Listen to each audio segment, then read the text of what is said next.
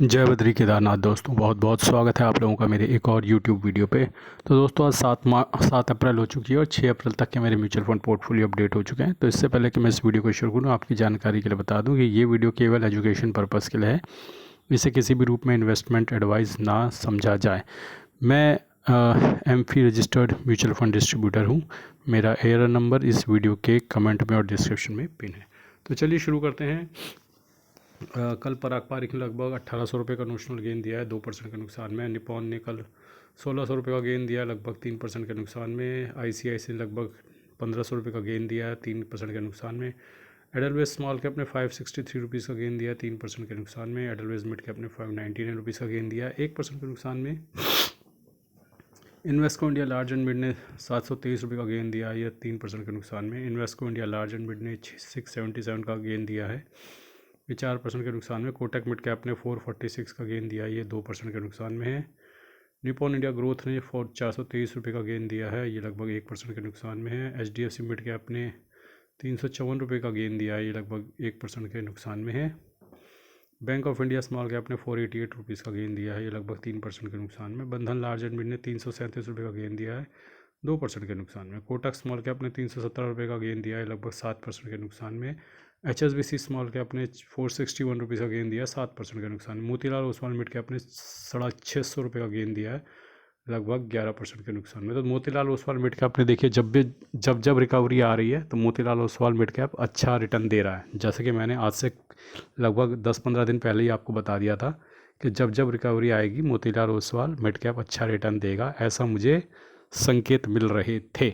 लेकिन आप इसे बिल्कुल भी इन्वेस्टमेंट एडवाइस ना समझिए, अपनी फाइनेंशियल एडवाइज़र और अपनी बुद्धि का इस्तेमाल करके ही किसी भी फंड में निवेश कीजिएगा।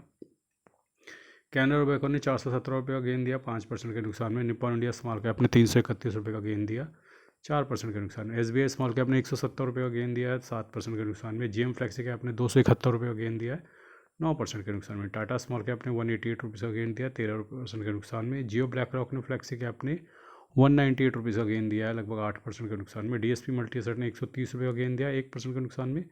इन्वेस्को स्मॉल कैप ने 107 रुपये का गेन दिया है 0.5% के नुकसान में। ICICI प्रूडेंशियल ने 74 रुपये का गेन दिया 5% के ये नुकसान में।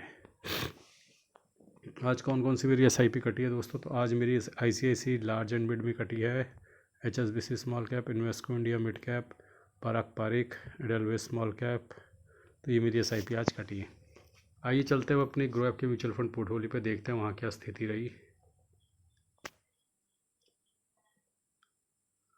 तो ग्रो ऐप के म्यूचुअल फंड पोर्टफोलियो में क्या स्थिति रही दोस्तों, एक बार लोड हो जाता है तो मैं आपको दिखाता हूँ। तो जैसा कि आप देख सकते हैं कि कल इस पोर्टफोलियो में लगभग 30,000 रुपये का गेन हुआ है। 7% का नुकसान अभी भी बरकरार है इस पोर्टफोलियो पे। तो एक बार फिल्टर कर देता हूँ। तो सबसे आगे थे मोतीलाल ओसवाल मिड कैप, जैसा कि मैंने बोला ही था ठीक उसी तरीके से Motilal Oswal mid cap perform कर रहा है। इधर भी कॉन्ट के फंड भी मैंने बोला था अच्छा परफॉर्म कर रहे हैं, कॉन्ट के फंड भी अच्छा परफॉर्म कर रहे हैं। तो एक बार मैं धीरे धीरे स्क्रॉल करता हूँ ताकि आप देख सकें कि इस फंड ने कितना निवेश कहाँ किया हुआ है।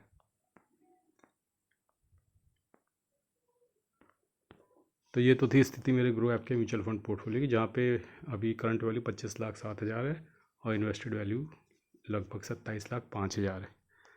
आइए चलते हैं अपने ETF के ऐप पे, जहाँ पे मैं आपको दिखाऊंगा कि अपने ETF पोर्टफोलियो की क्या स्थिति चल रही है। तो एक बार ETF पोर्टफोलियो की स्थिति पे नज़र डाल लेते हैं। तो ETF पोर्टफोलियो में दोस्तों आज मैंने शायद कुछ ख़रीदा, तो मैंने बिड लगा दी थी, मैं ऑफिस में बिजी था तो 2 ही क्वांटिटी बाय हो पाई। तो बिड जिस तरीके से लगाई थी उस हिसाब से 2 क्वांटिटी बाय हो पाई होंगी। मैंने नीचे नीचे की बिड लगा रखी थी, मुझे ऐसा उम्मीद थी कि रिलायंस आज नीचे कोई डिप मारेगा, लेकिन उसने कोई ज़्यादा खास डिप मारा नहीं।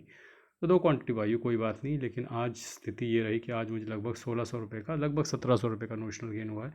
हेल्थ ETF में, शरिया बीज में, ई MT में गेन हुआ है, स्मॉल कैप में नुकसान है, रियलिटी में गेन है, एयरकॉम में नुकसान है, टाटा गोल्ड में नुकसान हुआ है, सेंसेक्स ETF में गेन हुआ है, FMCG ETF, top 10 ETF, genus power, Nifty बीज, टाटा मोटर सब में गेन, मिड स्मॉल में थोड़ा सा नुकसान, इंडस्ट्रियल पे थोड़ा नुकसान, रिलायंस में थोड़ा सा नुकसान हुआ है। ओवरऑल ये पोर्टफोलियो अभी भी 13% के नुकसान में है और देखते हैं कुछ प्रॉफिट में है इस पोर्टफोलियो में अभी या नहीं, एक बार नज़र डालनी पड़ेगी। तो जी हाँ, टाटा गोल्ड अभी भी प्रॉफिट में है लगभग 3.25% के। उसके बाद निफ्टी बीज, मोतीलाल ओसवाल हेल्थ, रिलायंस से ज़्यादा दूर नहीं है प्रॉफिट में आने से। और मिड स्मॉल शेयर या बीज भी अब ज़्यादा दूर नहीं है, तो they can come into profit any time soon. तो ये तो थी स्थिति दोस्तों मेरी ETF के पोर्टफोलियो की। जैसा कि आपने देखा 4,68,000 इन्वेस्टेड वैल्यू है, 4,07,000 करंट वैल्यू है पोर्टफोलियो की। और आइए चलते हैं अब अपने इंडिसेस पे। तो आज किस किस तरीके से इंडिसेस प्ले आउट हुए हैं। इंडिसेस निफ्टी 50 जो है 0.68% की बढ़त, mid cap 50 0.43, mid cap 100 0.20, mid cap 150 0.10 और स्मॉल कैप 100 0.06 की गिरावट के साथ बंद हुआ है, स्मॉल कैप 50 0.17 की गिरावट, लेकिन ब्रॉडर इंडेक्स 0.13% की बढ़त के साथ बंद हुआ है। तो अगर तीनों ब्रॉडर इंडेक्स को पकड़ लिया जाए तो उम्मीद है कि आज पोर्टफोलियो हल्का फुल्का 0.2 to 0.3 पॉजिटिव में क्लोज हो सकता है, जिनके मिक्स पोर्टफोलियो हैं लार्ज कैप, मिड कैप और स्मॉल कैप के। आइए देखते हैं FIDI के डेटा जो कि बहुत इंपॉर्टेंट है। तो कल क्या किया FIDI ने? FIDI ने लगभग 8,000 करोड़ की सेलिंग करी है और DI ने लगभग 8,000 करोड़ की बाइंग करी है। तो जब तक रुपी स्ट्रॉन्ग नहीं होता है, स्ट्रेंथ नहीं आती है, तब तक तो FI खरीदने के मूड में नहीं है, तो वो लगातार सेलिंग करते जा रहे हैं और DI उसके अगेंस्ट बाइंग करते जा रहे हैं। लेकिन नया महीना शुरू हो गया तो DI के पास पैसा आना शुरू हो गया होगा, तो वो अपनी बाइंग बढ़ा सकते हैं। और दोस्तों जैसा कि आपको पता है कि इसी हफ्ते परसों गुरुवार से नतीजे आने शुरू हो जाएंगे पिछले क्वार्टर के। तो अपनी कुर्सियों के पेटे आप बांध दीजिए, क्योंकि बहुत ज़्यादा वॉलेटिलिटी रहने वाली है इस हफ्ते में भी। और आज अंतिम दिन है जो डोनाल्ड ट्रंप ने चेतावनी दे रखी है, जैसा कि आप जानते हैं। तो हमारे भारतीय समय अनुसार सुबह 5:30 बजे वो मियाद ख़त्म हो जाएगी और उसके बाद जैसा कि डोनाल्ड ट्रंप धमकी दे रहे हैं कि मैं निस्ते नाबूद कर दूंगा ईरान को। अब देखते हैं वो ऐसा करते हैं या नहीं करते हैं। अगर वो ऐसा करते हैं तो मार्केट में इम्पैक्ट ज़रूर आता हुआ आपको दिखेगा। और मार्केट हालांकि अभी रैली ज़रूर कर रहा है, लेकिन वो रैली इसलिए हो रही है क्योंकि रिटेलर बिल्कुल बाई नहीं कर रहा है, तो इस वजह से मार्केट रैली कर रहा है। और देखते हैं कल क्या होता है। सुबह 5:30 बजे सबको जाग कर देखना पड़ेगा कि क्या हुआ, और क्या हमेशा की तरह डोनाल्ड ट्रंप इस बार भी डेडलाइन आगे बढ़ा देंगे या फिर इस बार वो वाकई में हमला करेंगे। तो ये जानने के लिए कल सुबह 5:30 बजे तक का हमें इंतज़ार करना पड़ेगा। सिस्टमैटिक तरीके से अपनी SIP मेरी चालू है। और दोस्तों याद रखिएगा, अगर कल वाकई में हमला होता है तो हमारी मार्केट में एक डिप आ सकता है, वर्ल्ड मार्केट में एक डिप आ सकता है। उस डिप को एज एन अपॉर्चुनिटी समझ के दोबारा से थोड़ा बहुत आप इन्वेस्टमेंट कर सकते हैं और बाइंग अपॉर्चुनिटी दोबारा बन सकती है।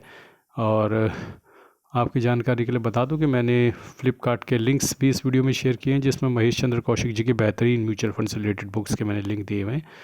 अगर आपको बुक्स लेनी है तो अपने मोबाइल स्क्रीन पर टैप कीजिए, लेफ्ट साइड बॉटम पे आपको व्यू कोड दिखेगा, उसके अंदर आपको महेश चंद्र कौशिक जी की बहुत सारी बुक्स के लिंक मिलेंगे।